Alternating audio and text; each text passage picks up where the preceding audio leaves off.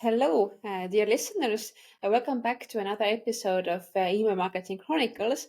And today we have a really lovely guest with us today.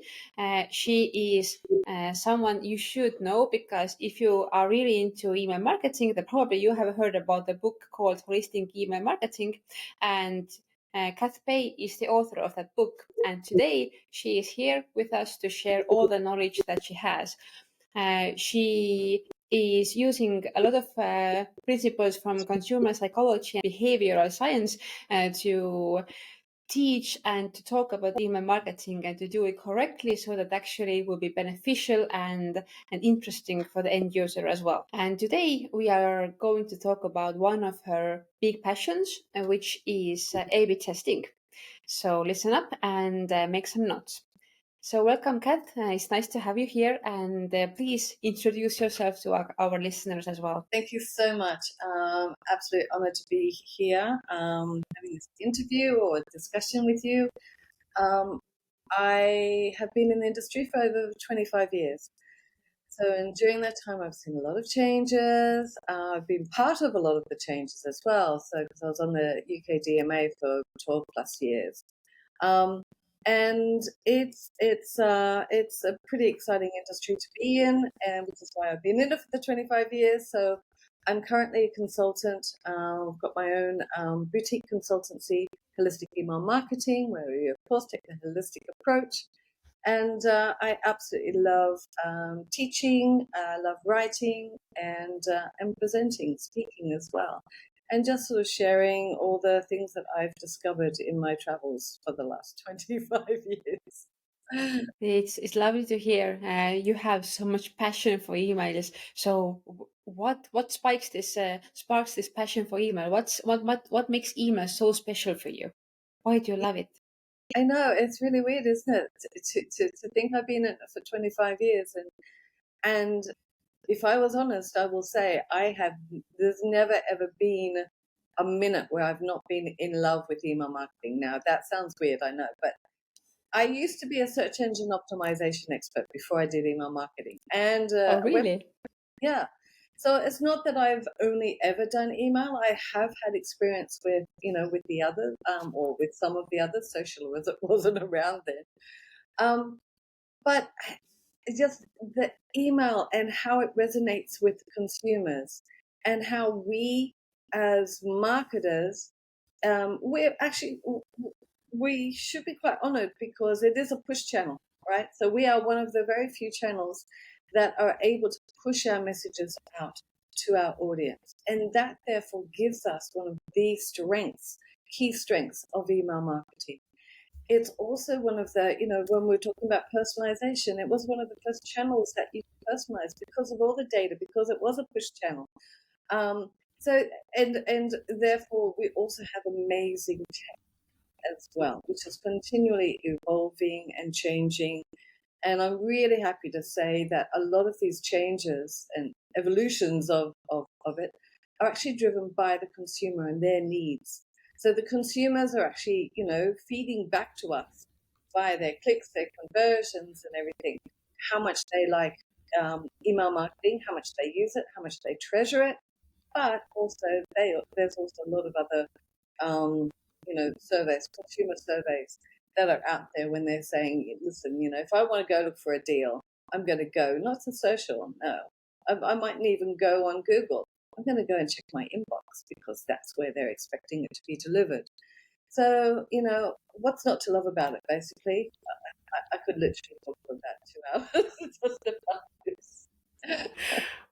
Yeah, you already told like so many interesting things. I'm making notes while talking because those are really interesting things. You mentioned that there have been so many changes in the field as well. Can you mention maybe a few biggest changes you have seen within those 20 plus years? Yes. So when we first started back in like 1998, 1996 is when I first started, but I tried to make it more official, 1998. It was the wild, wild west, right? Anyone could email anyone. You were getting amazing results.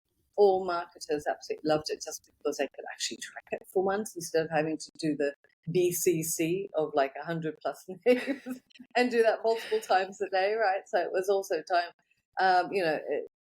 time intensive, the old fashioned way. And then in true email marketing, well, the origins of email marketing started happening.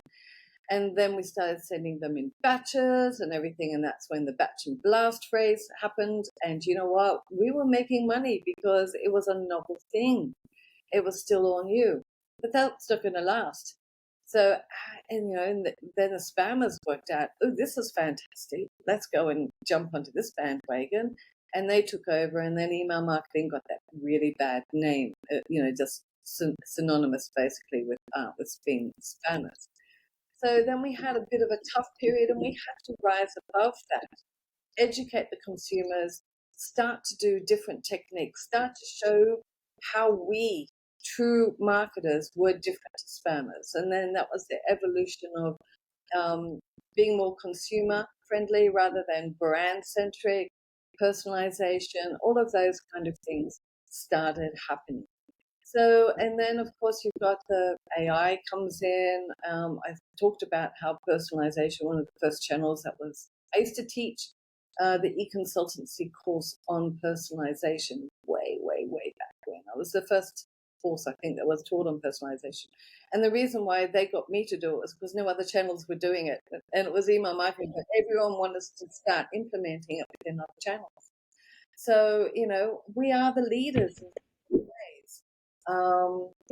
So there's lots of changes that happen. I mean, I could keep on and on. You've got authentication, deliverability. I used to be, I've been doing deliverability since 2004.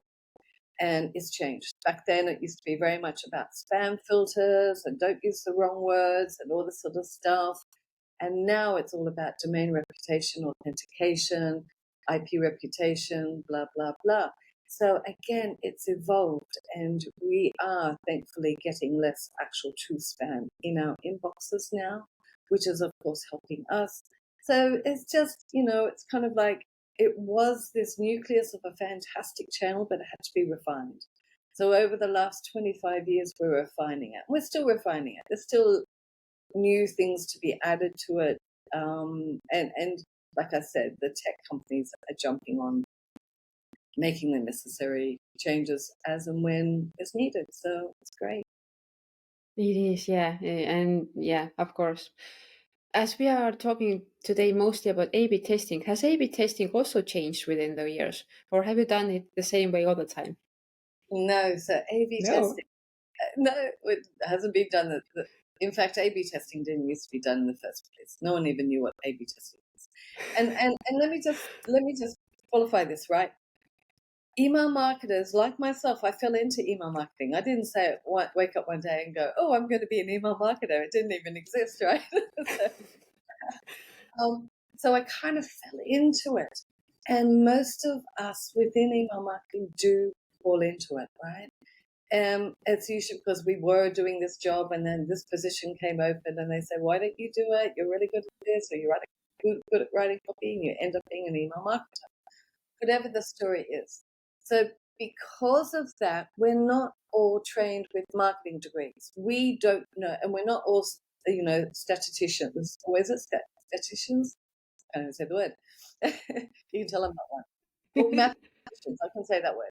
So mathematicians or anything like this. So email marketers generally need to have a very, very good rounding of capabilities and everything. And so it's appealing from that perspective. But one of the things that often is not taught is A/B testing. And so again, we tend to stumble. So back in the early days, no A/B testing was done. Even now, if I were to, present on A/B testing, which I do all the time, ask who does A/B testing, probably about 60% might put their hands up. Ask who tests more than subject line, and you'll end up getting, like 2%. Yes. A/B testing is still not common enough. And a lot of that is due to us not knowing how to do it. And when I, Or you know, maybe I was just raving users are about tech scared of platforms doing because it. They they're don't know how to fantastic, do there it. is one little sort of thing area where they could really improve, and that is the A/B testing. Most email marketers learn how to do A/B testing from their email marketing tool, right? Through their ESP, and it's not right. It's not good enough. It's not solid, and therefore, what happens is most email marketers that I've ever come across, I've done audits with, I've had clients, I've taught, whatever the story is, you know, who have just been using that tool, have no other knowledge of email marketing. I mean, of A/B testing, and they'll say, "Oh, you know what? It didn't give me any uplift. I didn't, you know, I could never get it to work. So it just was a waste of my time. So I stopped doing it." And they become very, very, you know, yeah, very sad about it all, because they understand the principle of A/B testing and that it should reap results, but it doesn't always, and that's because they're doing it wrong, and that's the big key. So a lot of people are disheartened, marketers are disheartened when doing email A/B testing, and that's simply because they've been taught wrongly of how to do it, rather than taught how to do it the right way. Because when you do it the right way, you can get great results. Okay, well, please introduce us. What is the correct way of doing A/B testing? How should you actually do it? The first thing you need to do is start with a hypothesis, right? Yes. And most people don't start at that place. You need to be testing not for the sake of testing, not because you're ticking off a box, yep, I've done a subject line test this week, or whatever the story is.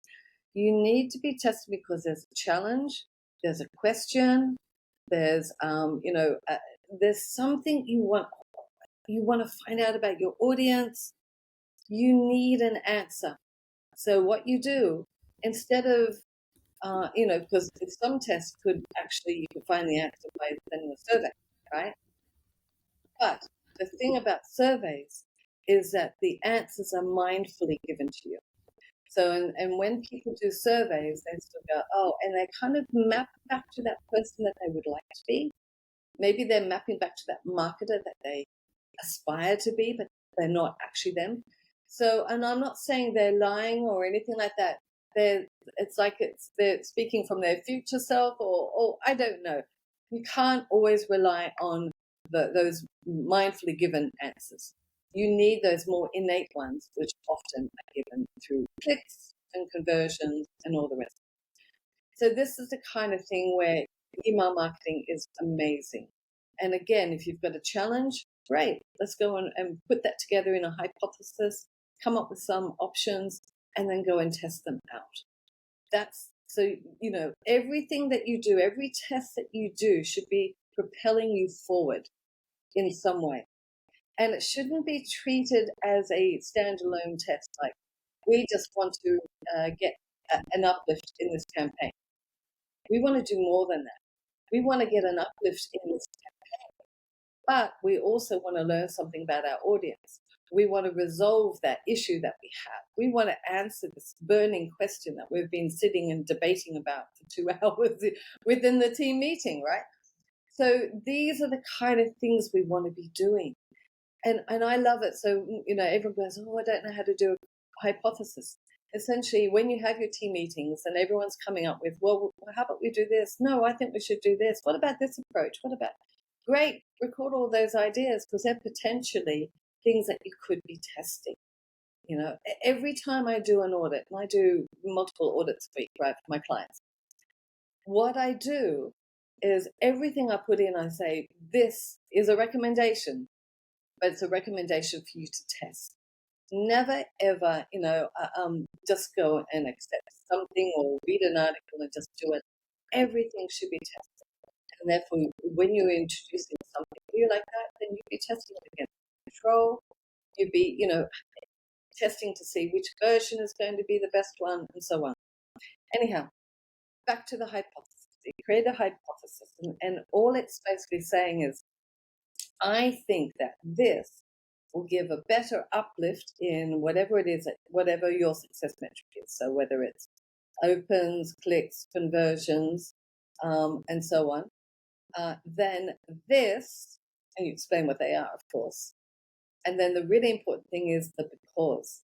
Now, the because is to you, well, it's going to give you the answer that you want to know about. So because it's the learning, it's the insight, it's the recommendation that you can then go and carry forth into other campaigns, into your automation programs. Do you know what? And I pioneered what I call the holistic methodology for A/B testing. And all it's doing is saying, okay, do you know what? Because email's such an amazing channel, we're a push channel. So instead of us having to pay loads of money to drive traffic to the website in order to test something, we've already got our database there. And in fact, we can segment it. We know we can be testing our first-time buyers. We can test our loyal buyers. We can test our prospects who have never purchased and specific things, right? So we can hone it down and be more specific with what it is that we want to find out about them, about what motivates them and everything. And we don't have to pay anything extra for that traffic because it's our database, right? So it's a fantastic place to actually be using as your main base of testing. And then you go and find out, oh, do you know what? I wonder if you found out a fantastic result within your prospect database, maybe you want to hand that over to your search team, right? Say, hey, maybe you want to test these in your PPC ads or something like this. So what you can do is you can start not only rolling it out within your own email program, but you can share it with your colleagues in those other channels within your business. And together you are then lifting up the company, more significantly than if you were just doing your testing and you're leaving all the results to yourself. So that's called holistic testing. One of the things, though, that stands apart with holistic testing, regular testing, is, I'm sure if I were to ask everyone that's listening, hands up if you have ever been told only ever test one factor, element, whatever you want to call it, at a time, right? Most of you will say yes. And the reason is because you want to get learning, you want to understand what actually drove the result. So I understand that. However, the reason that's happening is because you are not using a hypothesis. So that hypothesis then actually, and particularly if you're going to be doing things like, sorry, I'm just getting rid of that. If you're going to be doing things like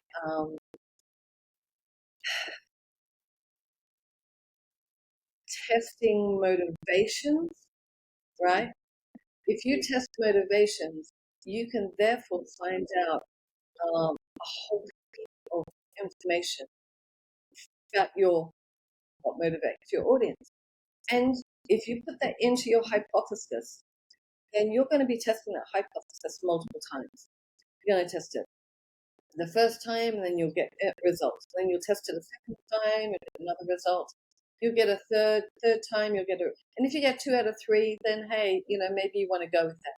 But if it's going to be a big decision, a permanent decision that you're going to implement based on this test, then you probably want to be running it more times because you want to make sure that you are, covering a wide range of time. So to counteract if there's any economic, inconsistencies during this time, whatever the story is.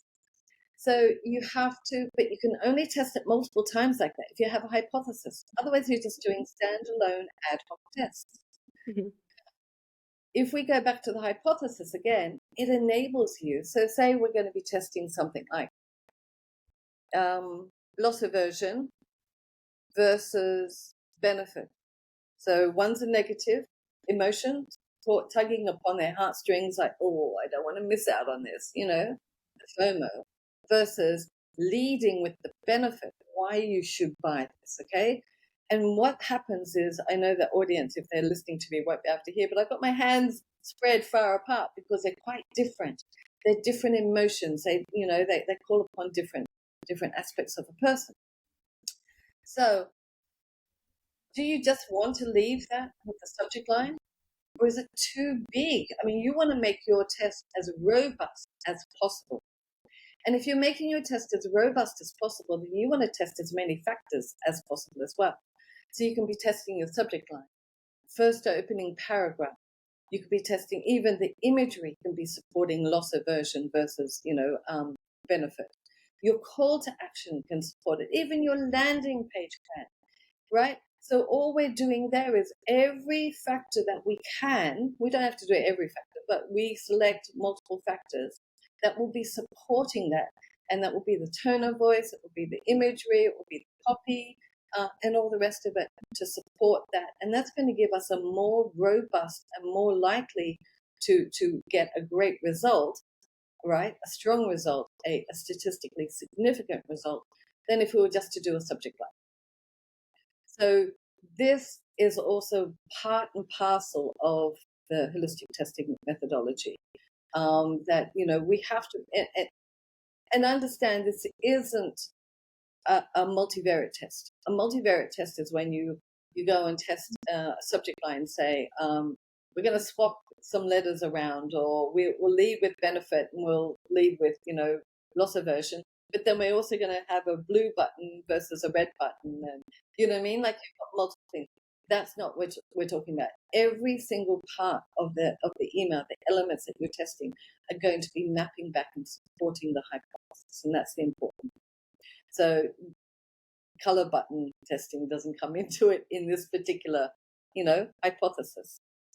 So that's the testing in a nutshell. And once you start doing it, once you start then studying the results and being able to implement them over time, then what you end up doing is what I call the is basically what's incremental improvement, incremental optimization, or the aggregation of marginal gains. So all it means is that you are just incrementally improving, because you learn something, you add it, get a little bit of an uplift, you then go and test something else, learn something from that, add it, get another one, and you get this nice little, stepping stone up, so that you are incrementally improving your program as a whole. And that's when life gets very exciting. So basically, you are trying to capture the persona of who you are writing to by testing out who is the person you're writing to, what does he or she like, which kind of approaches he or she likes, and basically you're just creating a persona out of those tests. I mean, you could do that, but you don't have to. You don't have to. Okay. So I'm just saying, for this particular audience, let's take that prospective audience, right? So we have a pretty good idea that what attracts them and what will get them to make that first sale is probably quite different to those who are loyal to us. Okay? Mm-hmm. So we want to find out what tickles their fancy, the new prospects, and we want to find out what tickles the loyal audience's fancy. And we understand that they're probably going to be two different things. So the loyalty one could be just really simple recognition of, as a loyal customer, we want you to get first access, right? And we're treating them special and we're recognizing them. That's all they need. They don't necessarily need a 30% off offer. Whereas the first-time buyer who's never experienced us, who don't have an existing relationship with us, have never received anything, and haven't, we might have to work a little bit harder. We might have to give them a bigger offer, so on and so on. So this is the kind of thing we can be testing offers. It's just about what kind of approach are we going to be doing? Are we going to be, working with? Now, that's not to say then, say if that example that I gave you, right? Loss aversion versus benefit driven. That doesn't then mean that we say, okay, great, loss aversion it is every single time, because that then would become very monotonous. It would lose its appeal. It will lose its strength. It will lose its novelty, all the rest of it. But we understand that maybe if we're going to be doing the first purchase program, maybe that's what we want to put in there in that particular program because it worked better than the benefits. And then we would go and take that from the multiple lots of campaigns that we created to support that hypothesis. We would then go and take that learning and we'd implement it into the first purchase program, otherwise known as the welcome program. And then we'd set it and test it there as well. Because again, we're talking about something that's really crucial. That welcome program drives a lot of sales, it drives a lot of engagement. It's the beginning of the relationship. So we don't want to just assume because it worked for certain segments of the audience, it's going to work for that. So we want to be testing it there as well. And that's what I'm saying. It's like using our campaigns as a basis of understanding what works for our audience in certain segments and so on, that we can then use for our programs, for our banner cart programs, all of our life cycle programs, plus also then sharing it with other channels for them to use as, picture it as if they're starting at base camp, okay? Climbing Everest. They're starting at base camp. And so it's going to cost a lot of money for them to get to the point of Everest. Whereas if we step in and say, hey, listen, we've found these really interesting insights, then they can start at midway point in order to be then optimizing. They're going to be actually saving, themselves a lot of money or budget within their own channel to actually be optimizing it. Does that make sense? So I'm not saying don't test in the other channels, but use the learnings that you gain from email marketing to actually accelerate and start at a closer to the finish. Yes, of course, it makes a lot of sense because email marketing they are already your clients or they have heard of you and they know your brand and you know who they are. So you want to look for similar people from purchase channels as well. So you should be looking for similar people. And that's why if you know who are your audience and how they react to things, then obviously you should be using the same methodology also in Google, in Facebook, etc. Yeah. So yes, that makes a lot of sense. Yes, and email marketing today is all about data, but data by itself is nothing. It's about learning, it's about the insights, it's about gaining those insights, it's about extrapolating, hypotheses and sort of going and saying, okay, if we do this and then this, and that's why A/B testing is so crucial. You can pull out things and say, wow, we've found this very unusual fact about our audience. Well, we believe so. So let's go and test this out. And it could be that there's a commonality between. I don't know. Someone said the other day it was for BBC on one of our panels. It's like watching football and I don't know, knitting or something. I'm making that one up. But you know what I mean? So if it ends up being, wow, how can we use that? Let's go and test that out. You don't want to just go and say, hey, we're going to go and create a program and it's going to run. You need to test it in the first place and make sure that that is actually true. Yes, that makes totally sense. So you mentioned that you should be testing one thing multiple times. How many times should you test one thing to make sure that, yes, I have the correct answer, this works or this doesn't work? The minimum is 3. I'm a big believer in the power of 3, right? And it's the first pattern that can be created and all the rest of it. So 3 is good. And you can always get, whenever you're doing anything, you say, okay, the best, out of 3, right? So if you get 2 out of 3. Sometimes that's not going to happen. Sometimes it doesn't always work that well. Maybe you've got a neutral result, in which case you're going to have to test it again, and so on and so on. So you have to test it until you are confident that the results are there, right? That you have got a majority of the result. And if if it's very, very close call and you're sort of like, well, I've tested it 6 times and it's, or even let's go 7 times, it's 3, 1 time, right? A1 at 3 times, B1 at 4 times. For me, that's not close enough. So, again, then if that were the case, I'd be going, I'd be revisiting my hypothesis, and I'd be saying maybe we're testing factors that are too close to each other. Because remember, we are relying upon the audience to actually designate to us which is the winner. And if they're too close, then they don't really care, so it's not going to make any difference. So that's one of the key things that we need to understand. And at this point, I'd really like to actually bring in a really another key factor. And that key factor is that we need to ensure that we choose the success metric appropriately. Now, the success metric, same as your email, all your email content, your call to action, your subject line, everything like this, is going to map back to the objective of that particular email, right? So whenever we're writing an email, we should, first of all, what is our objective? And everything we do is mapping back to that objective. When we're doing a test, everything is mapping back to the hypothesis.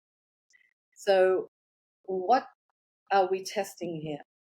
Are we just testing open rates? And I'm going to question why. Why would you just be testing open rates? Okay. Again, there is a misnomer in the industry that's saying to us, open rates are what you should be testing if you want to get engagement, if you want to get, sales, conversions, whatever. The only time I ever test subject lines is if I'm working with a publisher and they're being rewarded, opens as a success metric. They're being rewarded on opens. So we have to improve those opens, right? Because that's what they're rewarded. Or I'm testing to improve deliverability, right? So we're wanting to increase engagement. Engagement, as read by or as stated by the ISPs, is very much based on open rate. So therefore, whilst we're in that period of improving deliverability, we're going to focus on open rate. Once we get our deliverability under hand, everything's good, we're going to go to the real meaningful metrics, such as conversions. So the thing is, though, is that the open rates are really tempting to use as your success metric because, you can see in your funnel, right? If you go do your reports within your email platform, you have the highest amount of open rates. And then you have a certain, smaller percentage of clicks. And then you have the smallest percentage of conversions.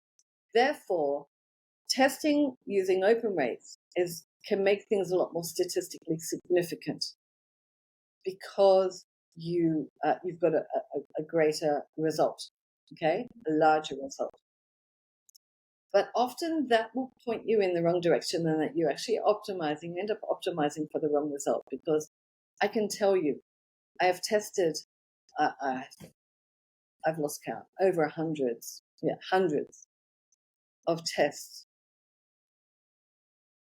where I have particularly gone to look at the open rate, and I've looked at the click rate. I will always measure all of them and I will always look at all of them. But the one that I make the decision on will be the meaningful one, which is generally the conversion. And I might see that the open rate is actually giving me a different result. The open rate was higher for B, but the conversions won with A. Wow. Now that doesn't happen as infrequently as you would imagine. That happens frequently. And this is really, really interesting. So therefore, if you are just testing using open rates, you could literally be optimizing for the wrong result. And that's why it's crucial to really understand what your objective is, what your hypothesis is, and map it back to the hypothesis, and then measure it using the right result. And I'm just going to give you a little bit of an inkling into how this works, or how you can check it in your database even. If you go and check in your database for the last 6 months, 1 year, depends on how frequently you send, right? Make sure there's a good percentage of a good number of tests, of campaigns there. Go and choose the 10 top campaigns for opens. Then go and choose the 10 top campaigns for clicks. Then choose the 10 top campaigns for conversions. And let me tell you, there's going to be minimal crossover. I have done this with many clients. Okay? So straight away, that tells you if you are testing only for opens, you're testing for the wrong result. Unless, of course, that's what you really want. You just want that engagement factor. So this is a pretty crucial thing for you to understand. And again, that's why a lot of I've done tests where the open rates are not statistically significant. All right, they're incredibly close. And if you were basing it on your subject on the open rates, you would go, test doesn't work. However, go and look at your clicks. Okay, they're statistically significant, and A is the winner.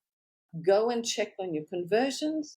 And this particular one that I'm thinking of, which I speak about a lot, it was like it was a 90% uplift or something. It's crazy. 90. And A was, yes, when the open rates were not statistically significant. So, I can't reiterate this strong enough. Make sure you've got the right metric, because that's really, really crucial to your success. Yes, totally agree with you. My next question is, how do you measure the results in the way, like, how do you know which result is better? Because if there is, I don't know, maybe 1% of difference in open rates, that's not significant, right? So what is the significant number or metric that you should be looking at to say that, yes, this test was better than the version A was better than version B? How much should the difference be? So yes, so when, like I said, I record everything. So I record open rates, click rates. Let's take e-commerce, right? Where even if we're not an e-commerce marketer, we shop, we buy, we know how it works. So it's a good understanding, or easy to understand result. So I record the opens, the clicks, the conversions, average order value. You can record everything. You can record bounce rates, all the rest of it. So it depends on what you want. But those ones there are the main ones that I'll be looking at and getting ideas for. Now, the average order value one is a really interesting one too. Again, on occasions, I might see that opens, clicks, conversions all ended up being A, but average order value was actually increased to B. Wow, why is that? So straight away, I'm asking myself a question. What does that mean? Well, that means it's food for another hypothesis, another test, doesn't it? Right. So this is why it's good to be measuring all of those. And then against each of those, or next to each of those, I will put whether it's statistically significant. So I understand it's open rate, yes, statistically significant, click rate, conversion rate, and so on. And how I come to that conclusion is I cheat, and I advise you all to cheat. Go and do a search for statistical, significant calculators. They're online, and these clever people such as Tim Watson from Zetasphere. He's got one online. I use that one all the time, and it just makes my life so much easier. Like I said, I'm not a mathematician. So I call upon those results and do that. Then I go and record them all. And then I've got all that information in front of me. And I go, okay, so this is the winner. Great. Now let's go rinse and repeat. Do that test again. Do that whole process again. Record the result. And then do it, as many times needed. Like I said earlier, if this is going to be a really, really, really permanent feature, something that's, maybe it's sort of, maybe you've decided that we're going to change the offer from buy one, get one free, all over the website, all over the emails, everything like that, to, two for one or something like that. Okay. So it's the same meaning, it's just different wording. So it's a major, you're going to shift everything. everything. So all your banner ads, billboards, you name it, everything is changing. And you're going to be using email as the tool to be conducting that test. Then what you would do is you want to be testing that multiple times, because this is a very meaningful, or the result will be very meaningful and will have a very large impact across the business itself. So you want to be doing it more than 3 tests. You don't want to just rely on that. Again, and like I said, over a certain period as well, because totally depending on news that's being released that day. That's sort of like what the economy is doing. All of those things can affect results, and we, with our humble selves, have to realize that that is the case. So we have to be testing to ensure that we have that continuous result, which is why that time factor is often good. To implement for a major decision maker. That is true. That is so true. If I'm going to do a test now, is there a minimum number of subscribers that I should have in my list in the test group so that I can say that, yes, this test was meaningful? Yes. So that's all to do with the sample size. Mm-hmm. Most of your email marketing tools that are used by email marketers tend to do it so that you do a 10% and a 10%, and then the winning result over a 2-hour period is sent right to the remaining 80%. That will work if you've got an incredibly large sample size, an incredibly large database. More often than not, though, if you don't have and you want statistically significant results, and this is one of the reasons why that tool doesn't work, Mm-hmm. you need to do a 50-50 split. Doing a 50-50 split also enables you'll get a bigger sample size, right? 50% A, 50% B, which is way bigger than 10% and 10%. Okay, so you've got a bigger sample size, which is what you need for statistical significance. But you also have the time factor. Now, remember we were talking about open rates and how everyone likes to do it on open rates, and open rates can be determined quite quickly, right? Because we're going, well, we're only giving this test 2 hours to run, so we have to do on open rates, because most people open, but they don't necessarily click, and they certainly won't convert within 2 hours. Mm-hmm. So I'm going back to the same point. What is your metric of success? Is it open rates? Are you rewarded on open rates, or are you rewarded on conversions, on bums on seats, on white papers downloaded, on revenue generated from that purchase? If it is the conversions, then you can't run your test that way, because a 2-hour period, 3-hour period, 4-hour period is not long enough.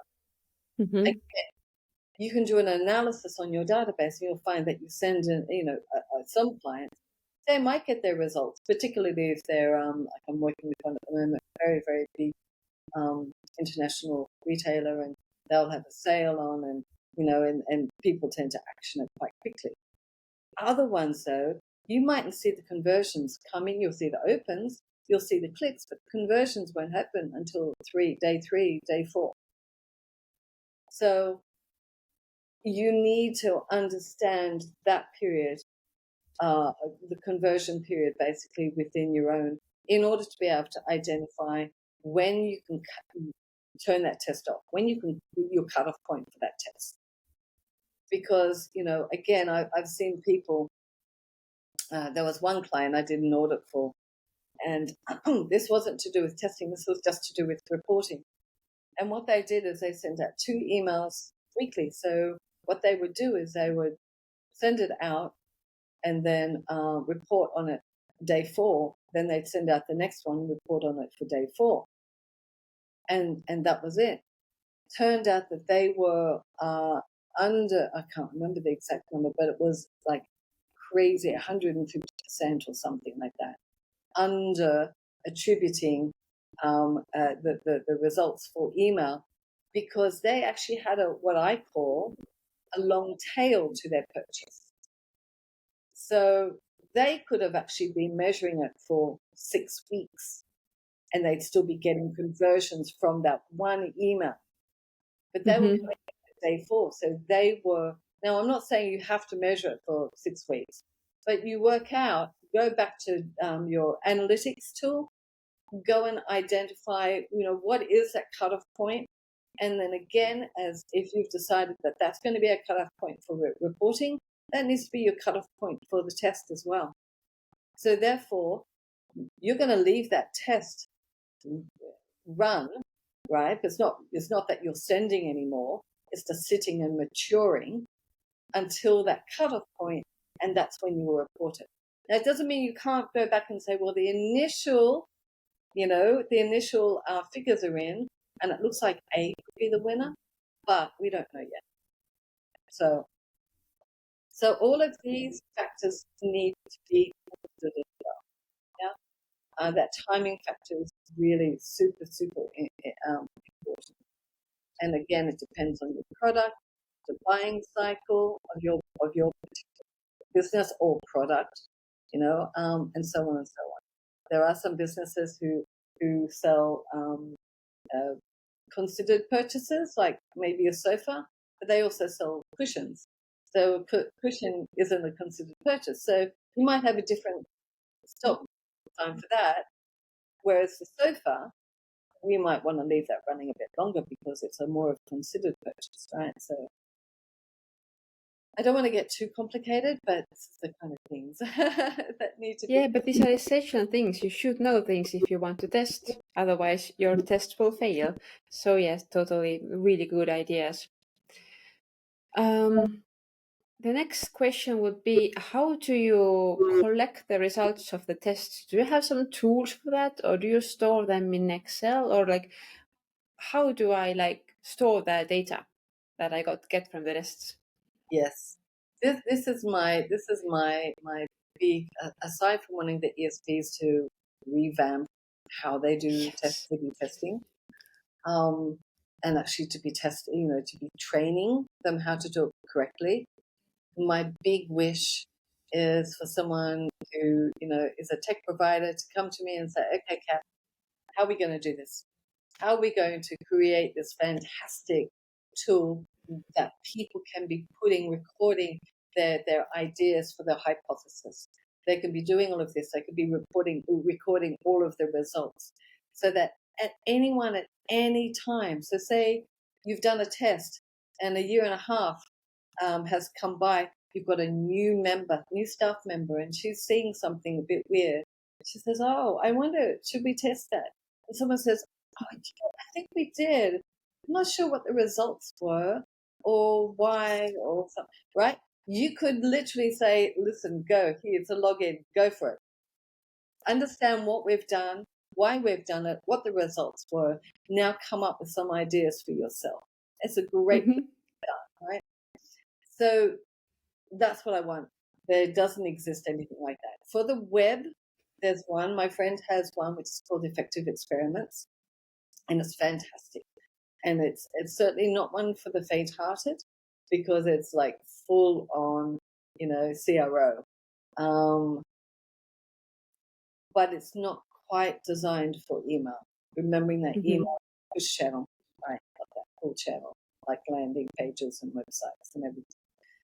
And that does make a big difference. The basic difference between doing testing in email and testing in landing pages and websites is that pull push factor. The websites are done on we're pulling an audience and we're testing it over a time period. Whereas we have a set with our campaigns, we have a set. This is our, database. This is our segment. This is whoever it is that we're sending to, and we're limited to that, and we're testing it on that. Mm-hmm. The testing automations are actually more in line to a certain degree. It's a bit of a hybrid between the campaigns because we're pushing it out, but it's done on a time basis, right? Because it's an automated campaign. So you can use the kind of principles, some of the principles there. But as far as an actual tool, we use Excel. That's it, you know. Oh, no, give me something better. I know. Seriously, it's one of those things that it's not a just a wish. It's a I want it to happen. Someone come to me and say, "Let's do I it." I Please. really hope that you, as having so much experience, you know some of the great tools that nobody else knows yet, but even you do it in Excel. I tell you what, if I did, I would have partnered with them. You would have known about it a long time. I Okay. This is such an important, coming up with the hypothesis is so important. Actually running it properly is so important. Recording the results, being able to come back and say, when did we last test this? Maybe it's time, the economy's changed, whatever's changed, that we know our audience is acting differently. It's time for us to retest this. So, so important. And it is hard within Excel to be able to do that, and that's when a wonderful system, a software would really, really, easy, search friendly, all the rest of it, I've got a plan. So it's all sorted. Yeah, so I'm really, really sorry to disappoint you. Oh, that's okay. I was afraid of that answer, to be honest. But you mentioned that you need to retest things. So how often should you retest your hypothesis? So again, it depends on what it is. It depends on have you introduced a new offering, a new service, a new range? Have you redone your website? Have you noticed that there is a difference in the purchase, a sort of like pattern within your audience? All of those, any of those things are reasons to go back and say, oh, I think there's some things that we can change. Or maybe there's some things that we need to think about. And let's see if we could revamp that hypothesis and retest it again.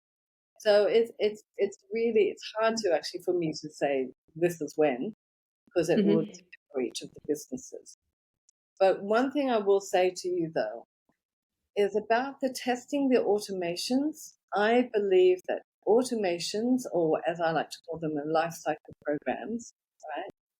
So that's the welcome, the price drop, the banner cart, browser ban, and all of those ones are so important, drive so much revenue. This is e-commerce, but also there's lots of other businesses that use these, lifecycle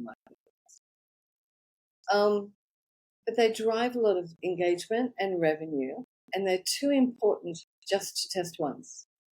I believe in having it as I like to do two permanent streams within it, right? So that life cycle program, say it's an abandoned cart, 50% will go down, so you'll have one, right?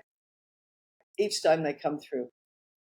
And so you are splitting it so that you've got two different ones. Again, you could have more, but it depends on the volume. The more variants you have, the longer the test will have to run. Yeah. And what I like to do then is the winning one stays, new hypothesis is formed, and then the loser is replaced then with the new hypothesis, right? So variant B of the new one, which is going to be then testing it against the winner of the old test, which is now the control. And that way you're continually optimizing your program. Now, there will, of course, come a time when that's it, right? And maybe you do have a break for a while because you kind of like you find that you're, you know what, I think we're just testing for the sake of testing. So, yes, there will come a time when you get diminishing returns for your testing. So, and it's about, again, just recognizing that. So if you leave that then for 6 months, 8 months or so, and then just go, actually, we're noticing something's different. This program is not performing as well as it used to. Let's go and start, shake things up again, create a new hypothesis, and then do it that way. So, that's what you would do with your automations or lifecycle marketing programs. Yes, so constant testing is really needed. Oh, I have learned already so much from you, gotten so many great ideas, but our time is running up. Probably we could continue talking for another 2 hours, but we should continue this thing. Anyways, for now, give me three things that you should definitely do while you are doing A/B testing. The three most important things for Okay, A/B testing. so I'm going to just go for the big ones, right? Yes, yes. And the hypothesis to help you to further your program, your email program, but ideally to further the business as well. Okay, so hypothesis is number one. Number two would be ensuring you're testing the right metric, right? So your metric of success is the correct one. Otherwise, you're testing wrong, right? You're optimizing for the wrong result. Number three, this is a tough one. Number three, that you record, report, and get those recommendations, get those learnings, those insights, implement them into your own business, into your own program, your own channel, and then also share them. Right. So I know there's a whole heap of little ones in the middle, which are really, really super important as well, but those ones are really important. I also think so, that these are really important things. Usually at the end, I try to say three things that were interesting, or things that I haven't heard from anybody else before. From you, I think I heard about 20 ideas that I haven't heard from anybody before, because you do, like as you said, you have this holistic view, and the way you approach things isn't just about email, it's about the whole marketing, it's the whole concept of talking to a customer. But I try to mark down three things that are mostly regarding A/B testing, and the things that I learned from you were that, first of all, always have a because, so that if you are testing something, you are not testing it just for the sake of testing, but you want to know the actual outcome of it. Like, how can you use it later in the other emails as well? So the because is like the must. And I think 90%, maybe even more email testers even don't have the because, they just want to test which is better. So I think this was a really brilliant idea that you gave me, that the because is so important. The next thing that you mentioned was that each test gives you an idea for the next test, because you will find something new each time. And this was such a good point to come up with, because you do find ideas from the previous tests. And the third idea, which is also so important, but many marketers probably don't think about, is that let the test mature and don't make decisions too quickly. Because yes, we do tend to make decisions based on open rates or click rates, but actually we don't need to measure only those metrics. And the purchase might come, as you said, 6 weeks or even 6 months later. So these were the things that I marked down as the most important things, or new things that nobody else has said before. Thank you very much for these. Do you have some great words that you want to share with the audience before we wrap it up? About email marketing, or about Yes, everything that you think is so important that you have to mention it. Maybe like go and buy your book. Oh, go buy my book. Yes, it's Yes. got it. And stay tuned for. Oh, I should not tell you that, but I'm going to be doing an update to it next year as well. Oh, nice. So yes, because remember we were talking about at the very beginning how emails changed. Well, even in the 2-3 years since I've written that, emails changed again so radically. There's so many new things and so I've gone and I've done all the prep. I've gone and done all the research. I just need to sit down and do the writing now. And there's so much more happening. So it's really, really exciting. So it's going to have a bunch of new case studies. And so it's going to, there'll be some parts that'll be similar, of course, but in some ways it's going to be quite almost a new book. So get this one now and then get the other one later on. Can I sign up to a waiting list for the new book? Oh, that's a good idea. What a marketer you must be. Voila! Do that. Yes, Yes. I'll put one together. Okay. So Please do, and I will be the first one to sign up. Fantastic. Well, sign up to Insights. Go to the holisticemailmarketing.com. Sign up to our newsletter, Insights, and then you'll be the first to hear about when that waiting list comes live. Right? Oh, that's a good idea. That is a brilliant idea. So everybody who was listening, did you hear the website? If not, we will write it down in the description as well, so you can go and sign up for the newsletter. And once again, thank you very much for Kath for this interview, for this podcast. It was really inspirational, and the holistic view that you have is so great and so fulfilling and different. So I think that our users also will learn so much from hearing this podcast. So thank you very much for coming this time. Thank you very, very much for having me. And everybody else, let's see you next time. Ciao, ciao.